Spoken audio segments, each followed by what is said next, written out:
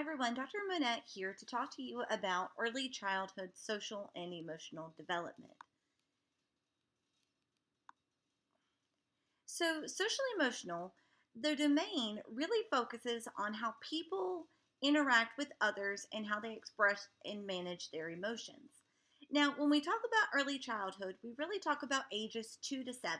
So, if you think about preschoolers to about first graders.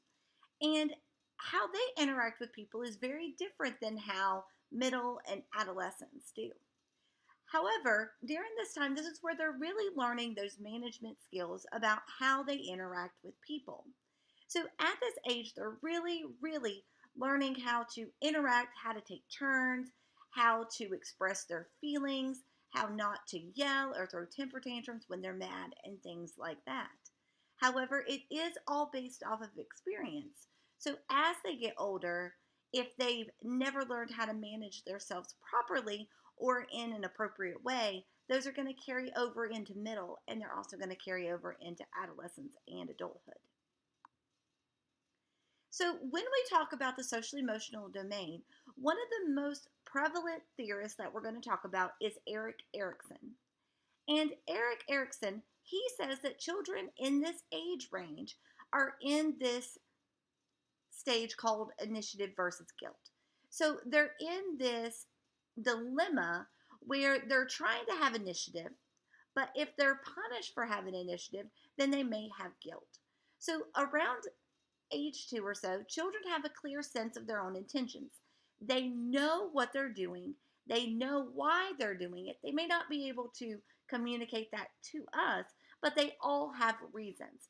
So, for instance, a child may have a temper tantrum in the floor to get their way. However, if they learn that having a temper tantrum isn't going to work, they're going to find another way to get what they want. So, an example of this may be if a child is scolded for running into a friend. They may defend themselves by saying it was an accident or I didn't do it on purpose. That's because they don't want to feel guilty about hurting someone, even though they did intend on running. They just didn't intend on hurting someone. And then also around the age of 3, children extend their initiatives to others, and it becomes more sophisticated. So they really start to understand that different people do things for a reason. And this is because they have something called theory of mind, which means that they realize that what they think may be different than what other people think, or that I may not think it's scary or sad, but I may hurt somebody else's feelings, or I may scare them if I do certain things. Now, guilt, on the other hand, around the age of 2 and 3, children start showing signs of empathy and sympathy. So they really start understanding that they can hurt other people's feelings. Even though they may not see it, doesn't mean that that other people do not feel these things. Empathy and sympathy are seen more in older children because 2 and 3 year olds are really focused on themselves. They're very egocentric. So that means that they're not quite able to understand why other people are sad. However, it can be seen in toddlers, particularly when they see a friend crying or they see somebody is upset or mad. They may go up and give them a hug. But again, this is based off of their environment. If they're sad and their mom gives them a hug, they may be more out to give somebody else a hug when they see them crying. So very much Bandura in that vicarious learning, that monkey see, monkey do. Now, also in this age range, they're going to have effects on their initiative versus guilt, and it's going to affect their autonomy. So when we have initiative, that's kind of like the little engine that could. I think I can, I think I can, I think I can. And I'm going to think I can do something until somebody makes me feel like I can't. And somebody makes me feel inferior or somebody makes me feel guilty. Now, if I feel guilty about something, that means my autonomy is going to be affected in a negative way. Whereas if somebody praises me for doing something, I'm going to be more out to do it in the future. So, autonomy is basically children learning to be independent. So, things like feeding themselves, tying their shoes, getting dressed in the morning, cleaning up their messes. Those are part of their initiative. And when they're reinforced, going back to Skinner and his operant conditioning, when there's praise or there's a reward in there, I'm more out to do it. But if somebody yells at me or makes me feel bad about it, I'm more out to not do that action again, which is going to cause me to not initiate behaviors that are negative or have a negative consequence. But if I initiate something and it has a positive consequence, then I'm more out to do it. So my autonomy is going to be more positive if I am praised and more negative if I feel guilty or feel inferior. So initiative is very important for children's movement away from dependency. During this age, 2 to 7, there's a big age difference between what a toddler or a preschooler and what a first grader can do. So to move them towards this independency, praising is a very big deal. Allowing them chances to tie their shoes, allowing them chances to put their clothes on, even if they put their shoes on the wrong feet, praising them for that and then helping them flip it, but not necessarily tying their shoes for them. If they're capable of doing that, then they need to so that they build that autonomy. But if a parent, for instance, is in a hurry and they just throw their shoes on every morning and tie them, the child is never going to get a chance to build that autonomy and is never going to take that initiative. And they're going to have this thing called learned helplessness, where they depend on the parent to do things that they should be able to do on their own, or even a caregiver or a teacher or whoever it may be. Now, guilt can be instrumental in a child's decision about how to behave. Now, guilt is not necessarily a bad thing. If they do something like hurt somebody, allowing them to feel guilt is not necessarily a bad thing. It's just when there's too much guilt. So, relying too much on guilt can promote moral behavior. However, we want to make sure that we have a tendency of making sure that we explain ourselves on why we shouldn't do these things and not just yelling, no, no, no, no, no. So when children resolve the conflict of initiative versus guilt in Erikson's third stage, they can emerge with a positive self-image. Again, they're going to have very much an initiative and an autonomy to do things. So they're going to be very positive in nature. They may also be able to control their emotions better, have better social skills, and have more positive peer relations. However, if they're always made to feel guilty, they may be very closed off. They may not want to talk. They may think that they're not capable or that they're not smart or they're not creative. And again, they may learn that learned helplessness to where they had initiative, but they were made to feel guilty about it. So there has to be a good balance between initiative and guilt when it comes to early childhood. So during early childhood, there are 3 social emotional functions that are focused on or developed. Now, these 3 social emotional functions are self-concept, self-esteem, and self-regulation.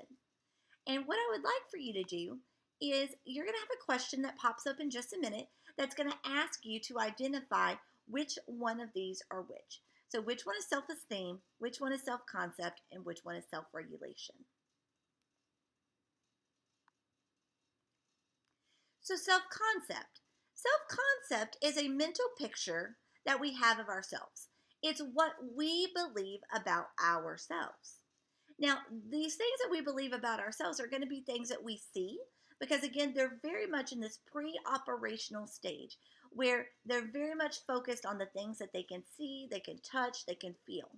So at this age, children are going to describe themselves in concrete terms, things that they can see or things that they have. So they're going to say things like, I have green eyes. Well, I have green eyes is a physical feature of myself and not necessarily my self-concept. Later, things like I'm smart or I'm intelligent are going to come, but it's hard to touch or see smart or touch and see intelligence. So they're very focused on these physical things that they can see. So they'll say things like, I have green eyes, I have blue eyes, or my hair is long, or my hair is short. They'll also describe themselves in terms of things they can do, such as I can run fast, or preferences, I like chocolate milk, or possessions, I have a puppy, or I have a big sister, or I'm the little brother.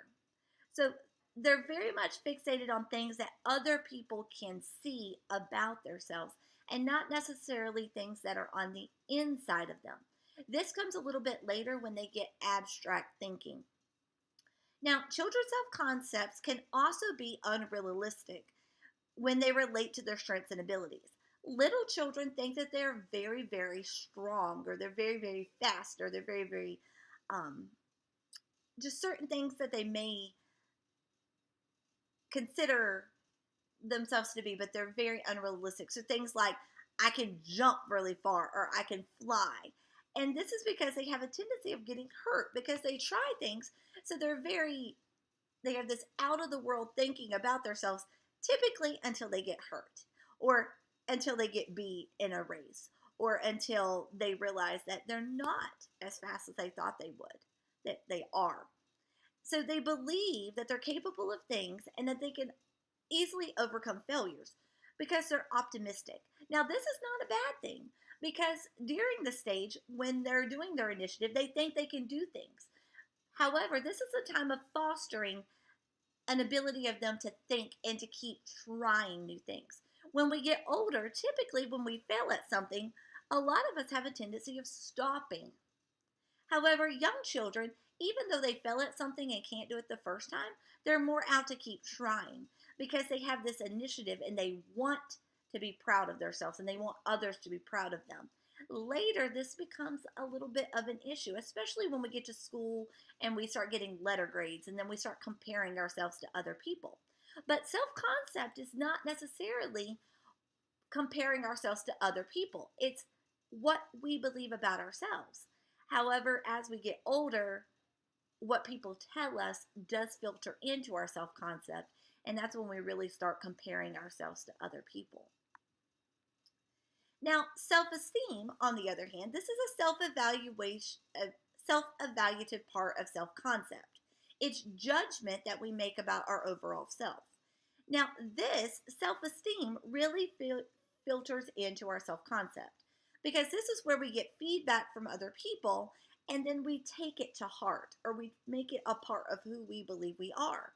So the feedback that we get from people, so if people tell us that we're really smart at math, we're going to believe that we're really smart at math and we're going to keep trying to be smart at math because somebody told us that we were. However, children need to learn how to evaluate themselves, goal setting, planning, so that they can see what they're good at. But also, just because you're good at math doesn't mean that you're not good at writing or not good at reading. So we have to be really careful with this age because they're very susceptible to what we say and they take it into who they are as people. So we want to make sure that we say things like, you're good at this if you practice, and you're good at this if you try. And boys are just as good at reading and writing as girls are. And same thing with math. Boys can be good at math and girls can be good at math. And just a little bit, we're going to talk about gender typing and gender stereotyping.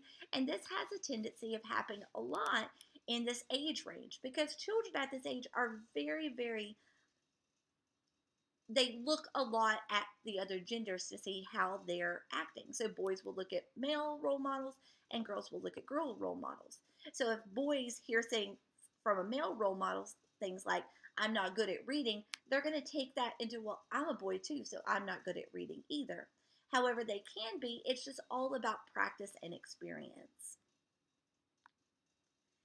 Now, the next part is self-regulation, and this is a skill that we never really fully develop because we always learn how to regulate ourselves in different ways. But when we're little, if we go from infants and toddlers, one of the ways that they regulated their emotions was to cry and to yell when they needed attention.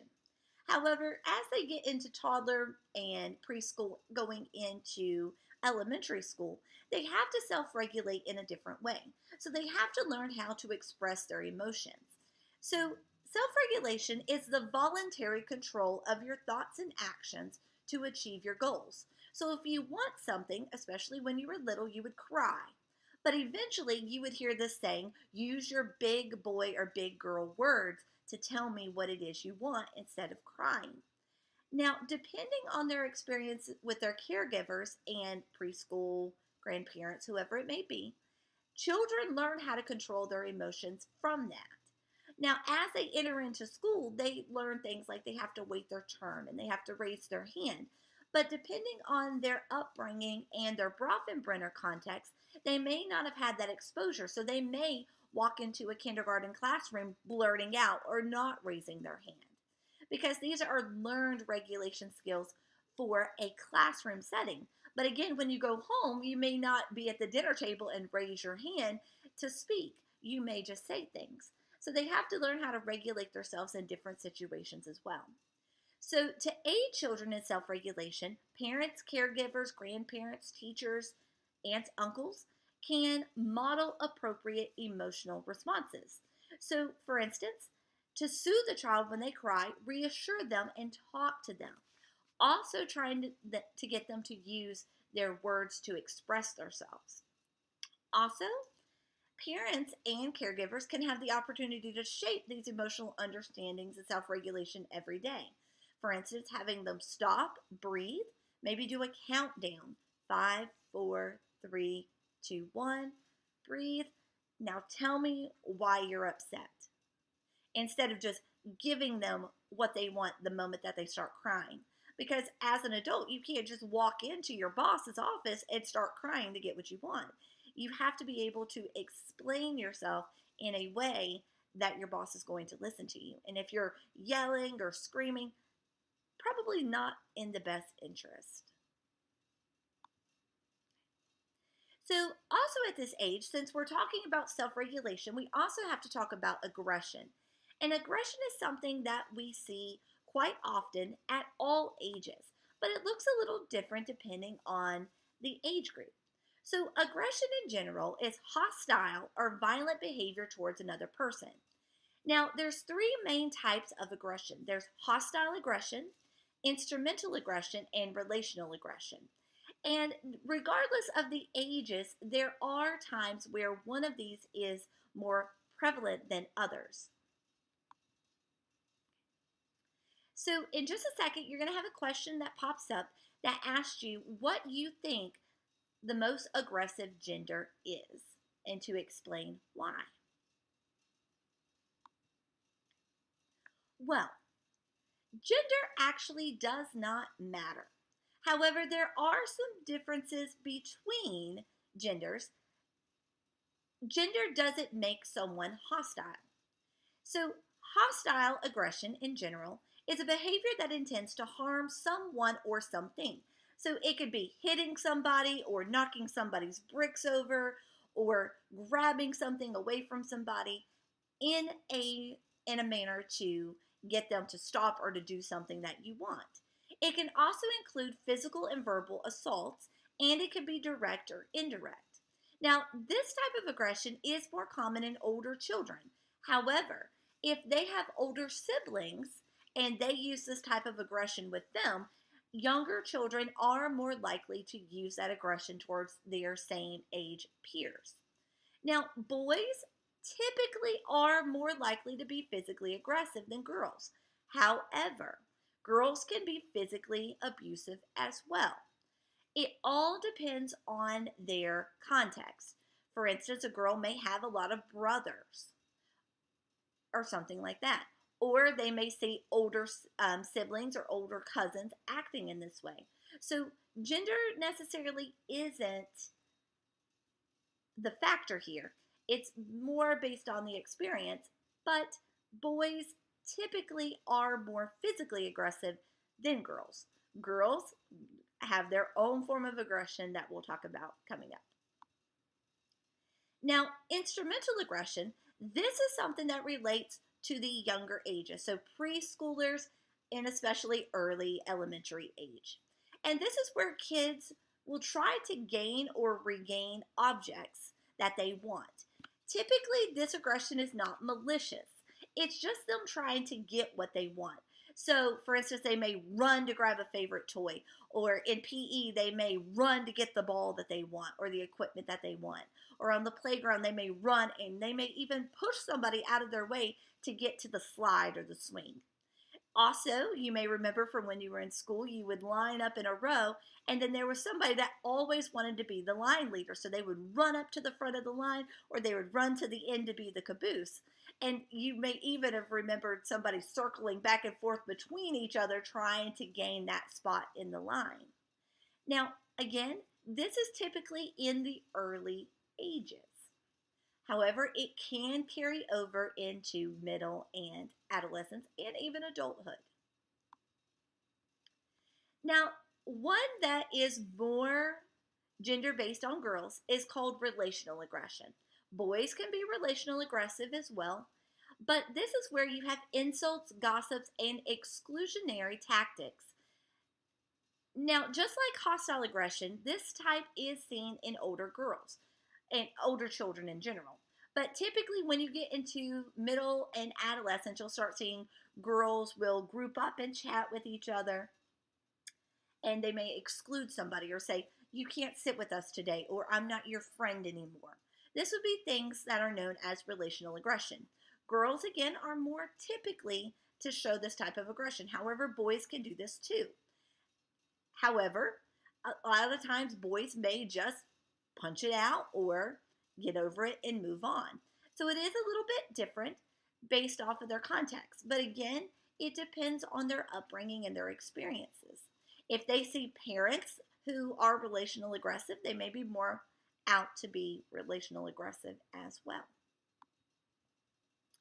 Now, as for research, there is not a gene that makes a person aggressive. Again, it is based off of social experiences.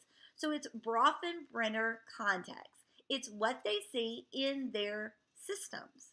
So it depends on what they see in their immediate system based off of what they have at home with their parents or their grandparents or their siblings or their cousins. And they're going to take that and apply that to their next system. So it all depends on what they see and what is deemed acceptable in those systems. However, what works in one system may not work in another system. For instance, if you're hostile aggressive at home and you may push a sibling to get what you want, and then you go and do that in a school environment, you're going to get in trouble, whereas at home you may not get in trouble. So it kind of depends on those upbringings as well. So now we're going to talk about gender. And gender plays a big role in social emotional development. So, as early childhood, children experience their world and they really start developing beliefs about who they are as people. And at this age, they're very much concrete in nature, which means they're going to watch concrete examples of what it means to be a boy or a girl. And with these concrete examples, go into Bandura here, they're going to vicariously learn and enact what they see these genders do.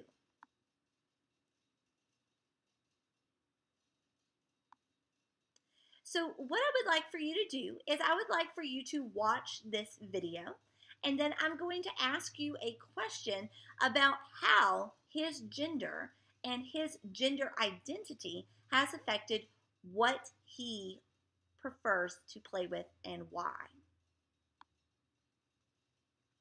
So, gender beliefs. Well, gender beliefs and gender development depend on complex interactions among many different things. So, biologically, we are born as specific genders. However, socially, we're taught how to perform, and this is what we call gender performativity. We're taught how to act in certain ways. But again, this depends on our Bronfenbrenner context. For instance, we may come from a family where a father raises a little girl. Well, fathers may not be able to show girls how to perform girl behaviors. So they may be a little bit more tomboyish, and there's nothing wrong with that because there's many different ways to perform girl, and there's also many different ways to perform boy. Same thing where a boy may have a mother raising him, and he may not have a male role model, so he may act a little differently than some of the other boys. However, that's just one part of the context. It's also who else do they have in their family, or what else do they see at school? Because you can see when you go to, especially to an elementary school, and watch what's happening on the playground. Boys typically group together and they play, and they're a little bit more rough. And then girls will sit around, they may play, but you may have those ones that jump different groups. And that is very much part of performativity.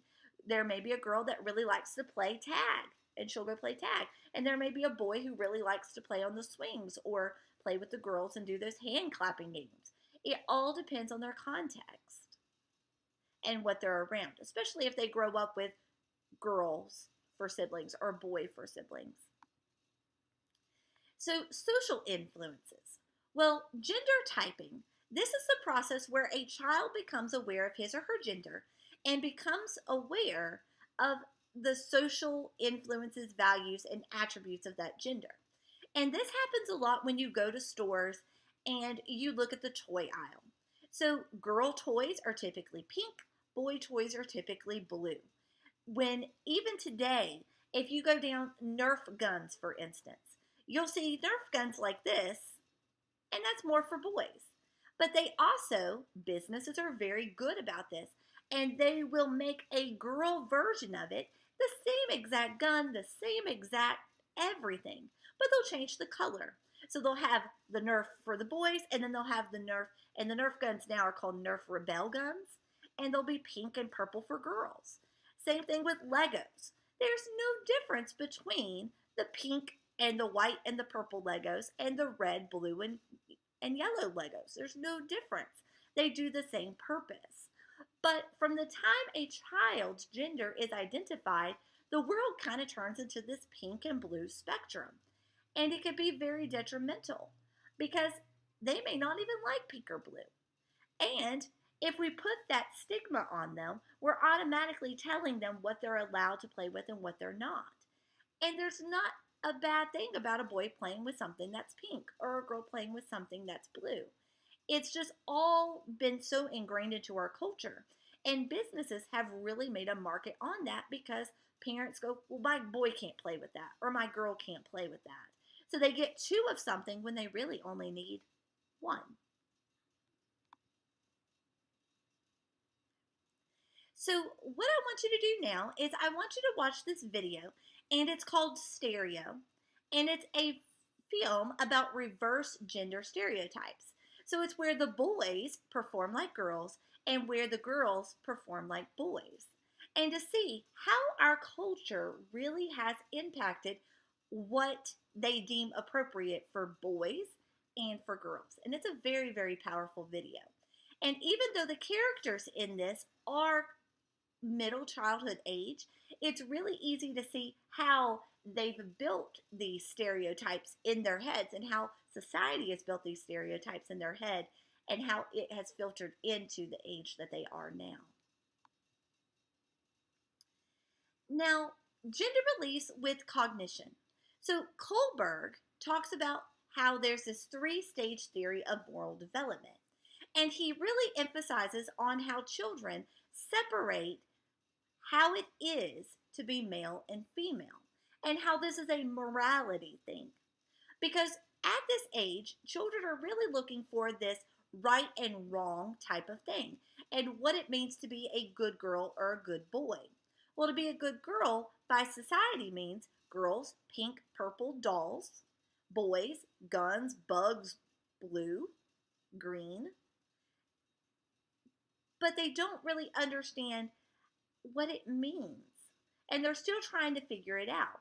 So having different types of role models is very crucial to helping them understand how morally males and females can act differently, and also how they can act differently in different situations. Also, a theory that we're going to talk about is called gender schema theory. And this would very much go into Piaget, where children interact with their world as they develop these schemas or ideas about how to behave. Now, as they get older, they do start to realize that these schemas or these ideas become less strict. And the reason for this is because their experiences expand. When they're in the younger grades, you can kind of see this when you go into school. You'll see girls in dresses, and typically their shoes match their dress, and their dress matches their hair and matches the bow that they have. However, as they get older, they realize that girls don't have to wear bows, or girls don't have to wear dresses. Same thing with boys. They don't have to play sports. They can do other things as well. And this is where these categorizations come in as the in group and the out group, or these different binaries of what is girl and boy, or what is boy and girl. And then they start owning their own sex in regard to their gender. And they start formulating how they want to act and how they want to be.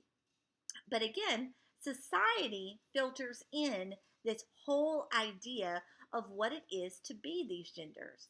And we have to be very careful to help them understand that just because you are a male or a female doesn't necessarily mean you have to do everything that society deems appropriate.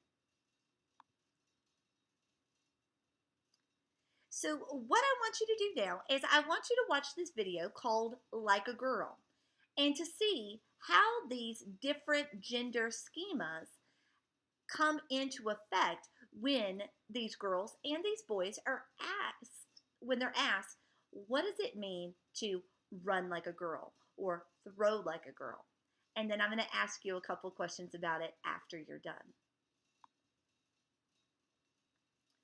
So at this age, something else that is very, very prominent is friendships. And primarily, this is because this may be one of the first times that this age has been in an environment where they're with people that are their age. So friendships during early childhood. Typically, at this age, their first friends are their parents and their siblings. However, as we know, as they get older, they begin to focus on friendships with other peers that are outside of their families. And when they hit adolescence, they care more about their peers than they do about their family. But again, this depends on their context and their experiences.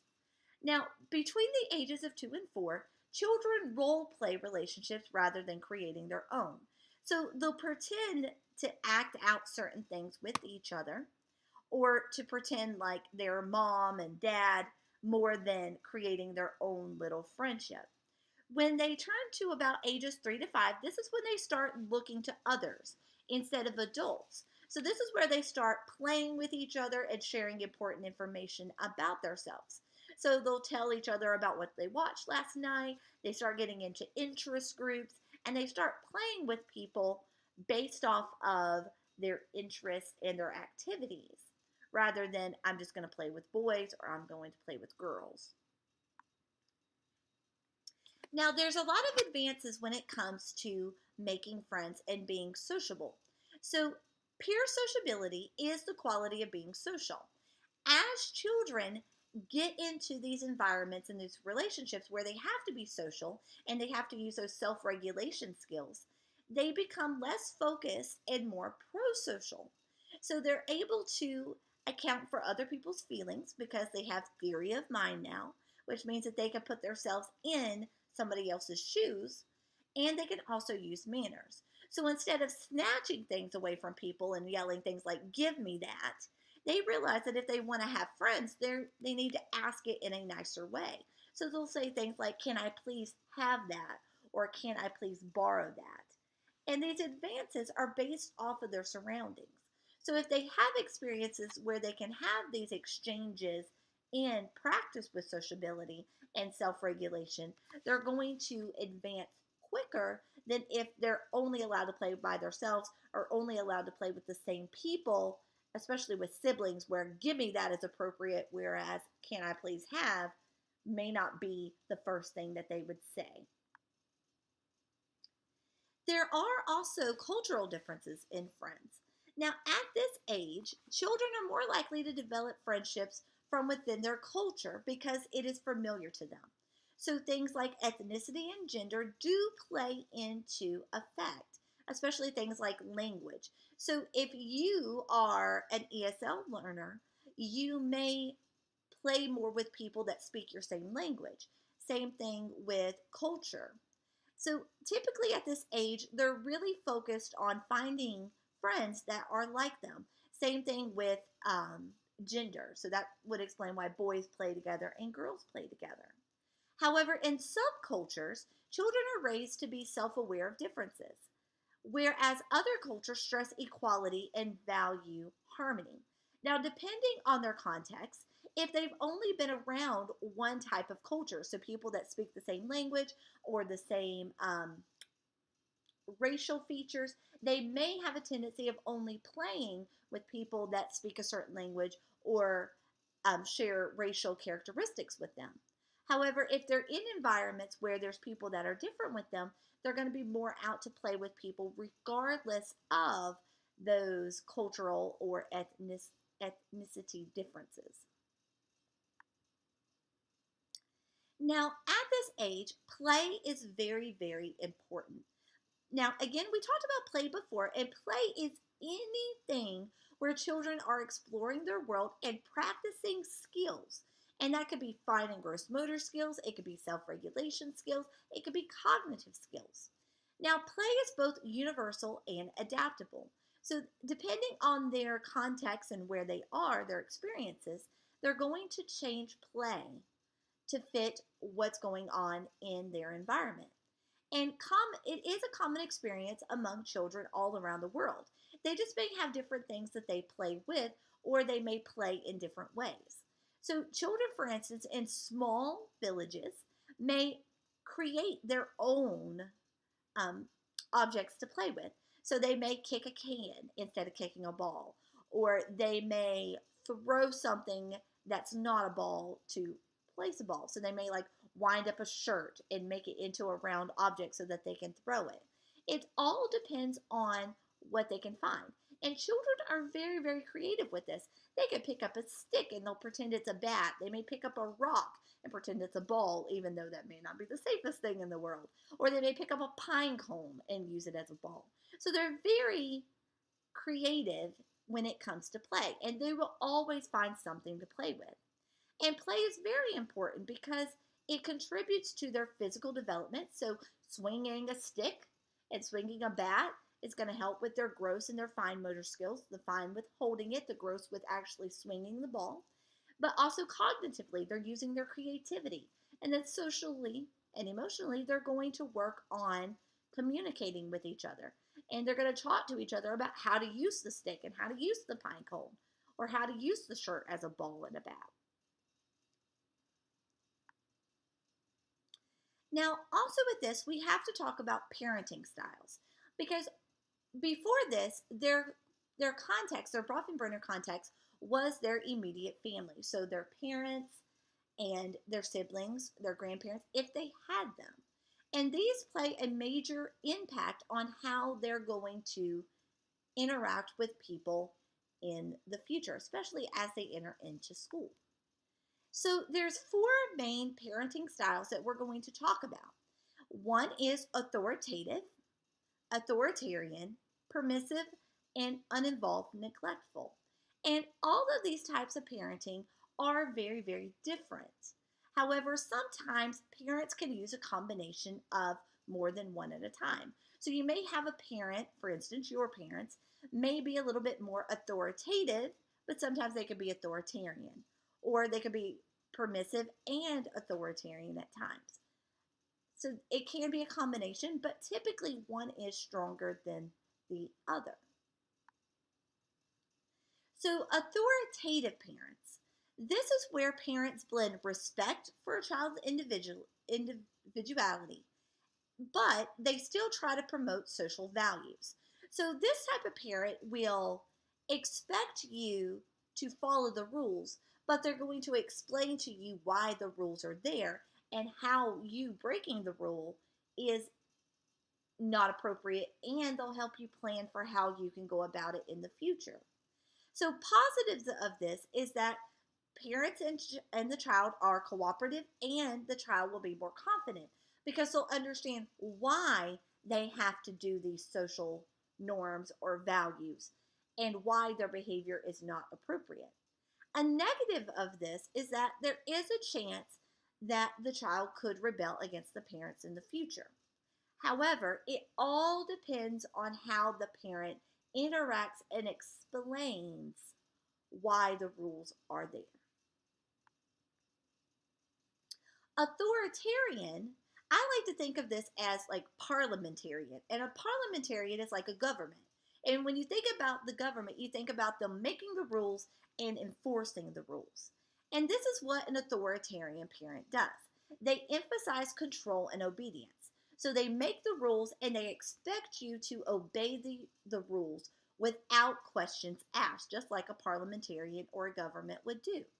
The positives of this is that the child will be well behaved because if they don't follow the rules, there's going to be a consequence. It can create a sense of responsibility because they know this is the rule, I have to follow the rules. And they also have a very good sense of following instructions and clarity. They listen, they follow. Now, there are some negatives with this. Low self esteem is one of the biggest because this type of parent tells you what to do, expects you what to do, expects you to do what they say, and there's a consequence for if you do or do not do what they tell you to do. Therefore, you don't have a lot of choice when it comes to your behavior. You do it because it's expected and you don't want to be punished or you want to be rewarded. So self-esteem can be a little bit lower in this case because you don't have a lot of autonomy or choice in what you do. These type of children also rely on the rules and they have trouble when it comes to adjusting to a situation change. So they don't like it when the rules change or when you don't obey the rules, or they don't understand that sometimes rules can be broken depending on the circumstance. They expect it to be the same for everybody and they don't like it when there's a shift or a change in the behaviors. A permissive parent, on the other hand, this is a parenting style that focuses on letting the child express themselves and regulate themselves. Now, at early childhood age, this could be very negative because children are learning these self regulation skills. So, this would be where a child would express themselves by throwing a temper tantrum, screaming things like, I hate you, and the parent giving in to what they want, and the child expressing themselves however they want to. Now, some positives of this is that the child will tend to be more friendly, have high self esteem, and have high social skills because they're allowed to express themselves however they want to. However, some negatives of this is that they're going to be overconfident because they're used to getting their way, getting what they want, and they believe that they're allowed to do this. So they're very confident in that. And when they um, interact with somebody that isn't going to let them have what they want, they can be very, very disrespectful. They can be very self centered, and they may not understand why they can't get their way. So they also lack self discipline, and they may try to get their way by any means necessary, which can also get them into a lot of trouble.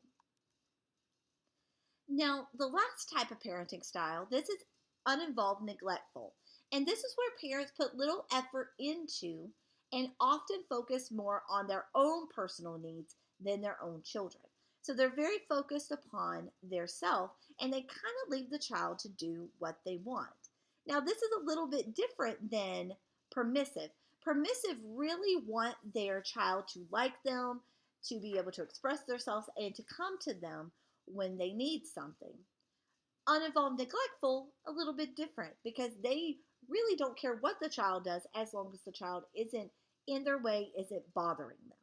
So there isn't really any positives to this, but there are a lot of negatives. It can affect how they socialize. Well, one, if parents don't talk to their child and don't help their child learn to express themselves, then the child isn't going to be able to do that. So they're going to be very inwardly focused. They're not going to be able to explain themselves very well or to regulate their emotions. They're also more likely to do poorly in school. Well, that's primarily because they don't have parents at home to help them, or the parents will not help them. And they also have a tendency of having no responsibility.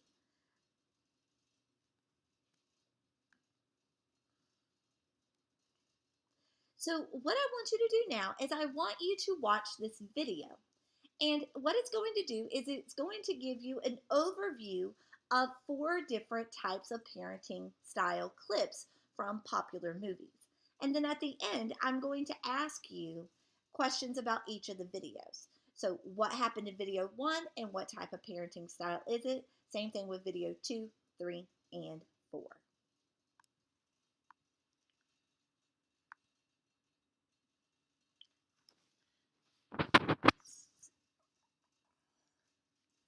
So, with this, also, we have to talk about discipline. And discipline really focuses on inductive discipline, which supports moral development because it involves correction plus explanation.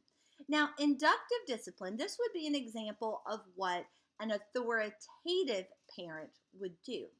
And this is where parents and teachers who engage in this discipline not only intervene to stop what's happening, so an authoritarian parent would stop the behavior. They would stop it and they would end it. They, an authoritative parent or an authoritative teacher or guardian, would also help the child understand why their actions are hurtful and unfair and why they should not do that type of behavior. So, what they do is they give the child information about how to behave in future situations. So, they would talk with them and they would reflect upon, well, this is what you did. What should you do in the future? They also encourage empathy and sympathetic concern. So, how do you think that affected that person that you did this to, or how do you think this harmed the environment? Why would you not want to do this again? And they also give the children reasons for changing their behavior. So they really explain why you should do this way and not this way. And they encourage the child to form a new script or a new idea, a new way of acting in future transgressions or future situations. Now, also with discipline, we also have to talk about maltreatment. So, maltreatment is a behavior towards a child that is outside of the norm of conduct and entails substantial risks that are physical and emotionally. So, for instance, this would be an example of the uninvolved or neglectful parent. Also, it could be a parent who is authoritarian in nature, who may hit or hurt their child to get them to act a certain way. So, some short term consequences of this would be things like anxiety, depression, disassociation, difficulty concentrating. They may have academic problems or they may withdraw or have difficulty making friends because they're not used to how to interact with people. And when they do, they may get punished for it.